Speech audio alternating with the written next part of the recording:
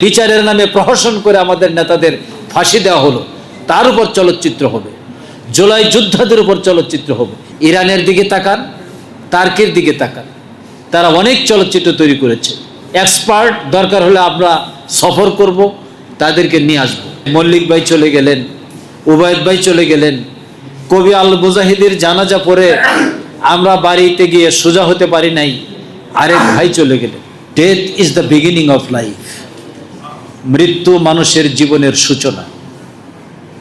Death কখনো মানুষের জীবনকে শেষ করে না, শুরু করে। আমাদের প্রিয় ভাই আবু হানা আবিদ জাফর ভাই তার মূল জীবনের সূচনা করেছেন। তিনি দুনিয়ার জীবনে যা রেখে গেছেন, আমরা তার উপর আলোচনা করছি। এই আলোচনাটা যেন শুধু আলোচনাই সীমাবদ্ধ না থাকে, আমাদের কিছু করার আছে।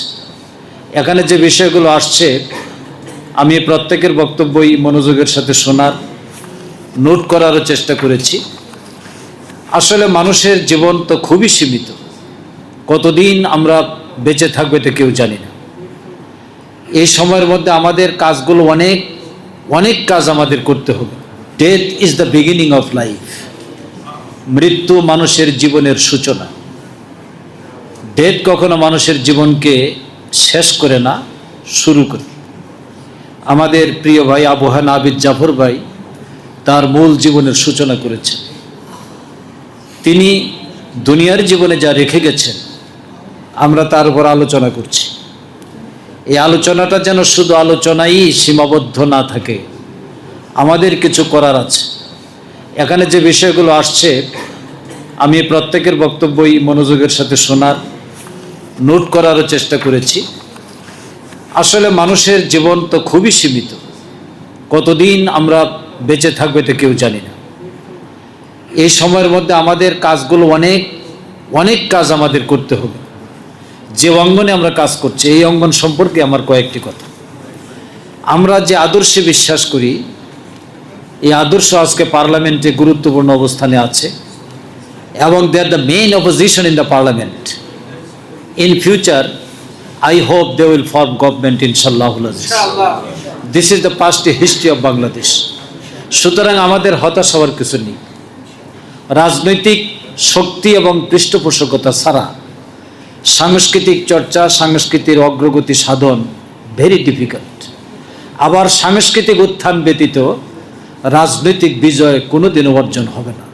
দিস ইজ দ্য হিস্ট্রি, এটা ভুলে গেলে চলবে না। চতুর্দশ শতাব্দীতে মুসলমানদের প্রথম বিপর্যয় শুরু হয়েছিল ইউরোপীয় সংস্কৃতির উত্থানের মধ্য দিয়ে। আজকে 600 বছরেও আমরা সেই পরাজয় ঠেকাতে পারি নাই, বরং অনেক কষ্টের পর 1979 সালে একটি বিপ্লবের মাধ্যমে, দ্যাট ইজ ইরান রেভলিউশনের মাধ্যমে বিশ্ব ইতিহাসে একটা জাগরণের সৃষ্টি হয়েছিল। সেই জাগরণটা সারা দুনিয়াতে সাংস্কৃতিক বিকাশের এবং রক্ষা করার একটি বাঁধভূমি হিসেবে ভূমিকা পালন করছে। এই জন্য আমি বলছি যে আজকে আমাদের জন্য যে সুযোগটা এসেছে, এই সুযোগে অনেকগুলো কাজ করতে হবে। দেখেন, অনেকগুলো কথা এখানে আসছে যে আমাদের এখনও সংস্কৃতির কোনো নীতিমালাই তৈরি হয় নাই। আসলে এটা খুবই আমাদের জন্য হতাশাব্যঞ্জক, আমি বলবো না, এটা বিরাট একটা ঘাটতি। কারণ আল্লাহ তাআলা কোরআনে হতাশ হতে নিষেধ করেছেন, নিরাশ হতেও নিষেধ করেছেন। হযরত ইউসুফ আলাইহিসসালামকে কেন্দ্র করে আল্লাহ কোরআনে বহুবার বলছেন। হযরত ইউসুফ আলাইহিসসালাম নিজেও বলেছেন তোমরা হতাশ হয়ে না, অথচ তিনি কারাবন্দী ছিলেন, অনিশ্চিত লাইফ ছিল। এই অবস্থায় তিনি মানুষকে হতাশ হতে নিষেধ করেছেন। আমিও হতাশ নই, তবে এটা আমাদের একটা বিরাট ঘাটতি। এই বিরাট ঘাটতি আমাদের পূরণ করতে হবে। ইতিমধ্যে আপনারা পত্রিকায় দেখেছেন, সংগঠন শ্যাডো মন্ত্রিসভা গঠন করেছে। শ্যাডো মন্ত্রিসভার মধ্যে সাংস্কৃতিক মন্ত্রণালয় কিন্তু আলাদা একটা মন্ত্রণালয় হিসেবে আছে। এই মন্ত্রণালয়ের একটা শ্যাডো মন্ত্রণালয় আমরা পরিচালনার সিদ্ধান্ত নিয়েছি। কারা সেখানে আছেন সেটা জানার চাইতেও বেশি দরকার হলো এখানে বিকল্প মন্ত্রণালয়ের ভূমিকাকে বাস্তবে রূপ দেওয়া এবং তুলে ধরা। সেই তুলে ধরার কাজটি যদি করতে হয়, তাহলে এইরকম গতিতে অগ্রসর হলে চলবে না। আমাদের জন্য খুবই একটা বিরাট কমতি হয়ে গেল যে যারা এই ময়দানে কাজ করেছেন আল্লাহ তাআলা একে একে তাদেরকে উঠিয়ে নিয়ে যাচ্ছেন। প্রফেসর গোলাম আজম সাহেবের একটা আক্ষেপ আমার খুব মনে পড়ে। আমি তখন কেন্দ্রীয় সভাপতি। ঠিক এই সময় একজন সিনিয়র নেতার মৃত্যুর সংবাদ, ওনার পার্শ্বে আমি বসে আছি, সংবাদ আসে। উনি ইন্না লিল্লাহ পরেই উপস্থিত ব্যক্তিদের নিয়ে হাত তুলে বললেন যে, হে আল্লাহ, তুমি যদি আমার পাশ থেকে যোগ্য লোকদেরকে নিয়ে যাও তাহলে আমি কাদেরকে নিয়ে কাজ করব। এটা যেন আল্লাহর প্রতি তার একটা অভিমান প্রকাশের ভাষা ছিল। আজকে আমাদেরও মনে হচ্ছে যে মল্লিক ভাই চলে গেলেন, উবায়দ ভাই চলে গেলেন, কবি আল মুজাহিদের জানাজা পড়ে আমরা বাড়িতে গিয়ে সোজা হতে পারি নাই, আরেক ভাই চলে গেলেন। এইভাবে একে একে আল্লাহ তুমি যদি আমাদের এই সম্ভাবনাময় ব্যক্তিদেরকে উঠিয়ে নিয়ে যাও তাহলে কে কাজ করবে? এই বিরাট একটি শূন্যতা এবং সুখকে অন্তরে ধারণ করেই এই ময়দানে আমরা এগিয়ে যেতে চাই। আমি আপনাদেরকে আহ্বান রাখবো যে শিল্প, সাহিত্য, সংস্কৃতি, চলচ্চিত্র এবং নাটক, গানের ক্ষেত্রে নিঃসন্দেহে আমরা অনেক অগ্রসর হয়েছি, কিন্তু এই যে চলচ্চিত্র এবং নাটক, ড্রামা, বহু বহু পিছনে আমরা আছি। কিছুক্ষণ আগে আমি অনলাইনে এগুলি নিয়ে একটু তল্লাশি চালাইলাম যে ইসলামের বক্তব্যটা কি। এই ব্যাপারে ইসলামিক কোনো স্কলার গান এবং চলচ্চিত্রকে হারাম বা হালাল কিছুই বলেন নাই। তার মানে এই তত্ত্বটাকে উপস্থাপনের উপরে নির্ভর করছে। আপনি যেভাবে তুলে ধরবেন, আপনার তুলে ধরার মধ্যে যদি ইসলামের স্পিরিট উঠে আসে তাহলে সেটা হালাল হবে। আর যদি তা না আসে, একটা হালাল জিনিসও তো হারাম হয়ে যাবে। গরু জবাই হচ্ছে, গরুর গোশত হালাল, পশুটা যদি আল্লাহর নামে জবাই না হয় তাহলে তো সেটা হারাম হয়ে যাবে।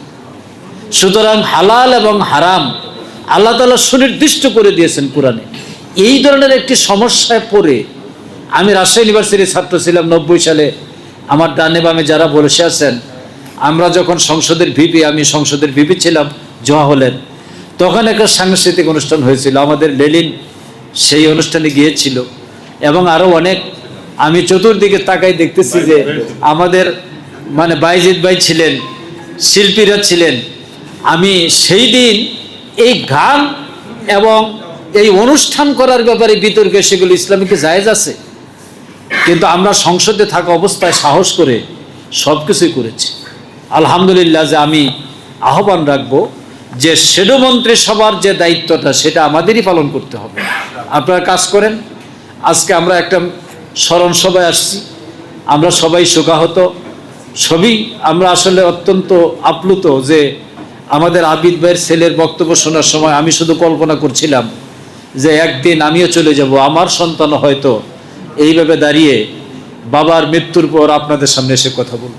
এই অবস্থা আমাদের সবারই হবে। তবে আমরা যেন এই কামনা করি একটা ভালো কিছু যেন করে যেতে পারি। আমি কখনো হতাশ নই, নিরাশ নই, থেমে যাওয়ার লোক নই। আমাদের আন্দোলন, আমাদের সংগ্রাম হলো অপসংস্কৃতির বিরুদ্ধে। অপসংস্কৃতির সয়লাভ থেকে জাতিকে মুক্ত করার প্রতিজ্ঞা নিয়ে আমাদের যাত্রা শুরু। সুতরাং এটা একটা বেস্ট জিহাদ, সর্বোত্তম জিহাদ। এই জিহাদে আমরা বিজয়ী হব এবং চলচ্চিত্র নির্মাণের ব্যাপারে খুবই অল্প সময়ের মধ্যে আমাদের উদ্যোগ নিতে হবে। এত বসে থাকার সুযোগ নেই। ইরানের দিকে তাকান, টার্কির দিকে তাকান, তারা অনেক চলচ্চিত্র তৈরি করেছে। এক্সপার্ট দরকার হলে আমরা সফর করব, তাদেরকে নিয়ে আসব। সবচাইতে কোয়ালিটি সম্পন্ন উপাদান আমাদের হাতে আছে। এই যে মানে বিচারের নামে প্রহসন করে আমাদের নেতাদের ফাঁসি দেওয়া হলো, তার উপর চলচ্চিত্র হবে। জুলাই যোদ্ধাদের উপর চলচ্চিত্র হবে। এত উপাদান পৃথিবীর কোনো দেশে নেই। এই উপাদানকে কাজে লাগানোর জন্য আগামী দিনে আমরা চেষ্টা করব। এই আহ্বান রেখে আবারও আমি আমাদের প্রিয় ভাই আবু হানা আবিদ জাফর ভাইয়ের সেই আত্মার মাগফিরাত কামনা করি।